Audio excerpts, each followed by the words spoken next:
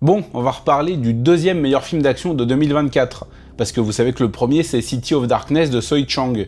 Oui, on va reparler de Life After Fighting de Bren Foster.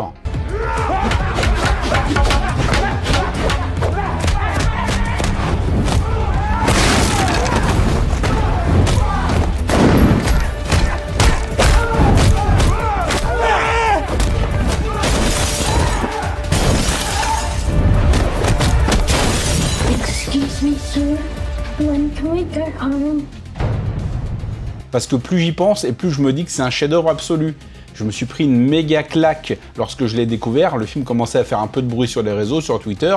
Je l'ai récupéré, je l'ai regardé, et au bout de 2 heures, j'étais par terre avec la gueule en sang parce que c'est un putain de film de fou. C'est pas seulement l'un des meilleurs films d'arts martiaux non asiatiques qui existent, je pense qu'il est destiné à devenir un classique du cinéma, tout simplement. Parce que c'est pas qu'un film d'arts martiaux, Life After Fighting, c'est un sujet grave. Un sujet très grave. On va suivre un professeur d'arts martiaux qui a dû prendre sa retraite suite à une blessure, qui gère un dojo et qui va se retrouver à devoir démanteler un réseau de trafic d'enfants. Donc déjà pour moi, et vous le savez si vous me connaissez un peu, un film où on défonce des pédophiles, c'est 10 sur 10 classique direct. C'est fait avec un brio que j'ai rarement vu. Le film fait presque 2 heures, il prend le temps de poser son contexte, de poser ses personnages, de poser son héros, on a le temps de s'attacher à lui.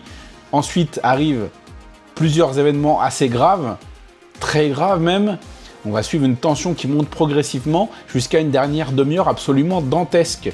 En termes de chorégraphie, en termes de violence, en termes d'impact émotionnel, en termes de mise en scène, c'est juste brillantissime. Bren Foster est un putain de génie parce qu'il a écrit et réalisé le film. Et la seule question que je me pose en voyant ça, c'est « Mais mec, où est-ce que tu étais ? Où est-ce que tu étais ces dernières années ? Pourquoi tu surgis dans ma vie maintenant en me présentant ce chef-d'œuvre absolu ?» C'est un film remarquable que vous devez absolument voir. Si vous êtes amateur d'arts martiaux, vous allez prendre un pied monstre. Si vous êtes amateur de bon cinéma, vous allez prendre un pied monstre. Le film combine les deux. C'est destiné à devenir un classique du genre, j'en suis sûr. Et j'ai qu'une hâte maintenant, c'est de voir les prochains projets de Bren Foster. Parce qu'au-delà d'être un artiste martial incroyable, d'une vitesse et d'une puissance et d'un charisme assez dingue, c'est simple, on dirait le frère jumeau de Scott Adkins.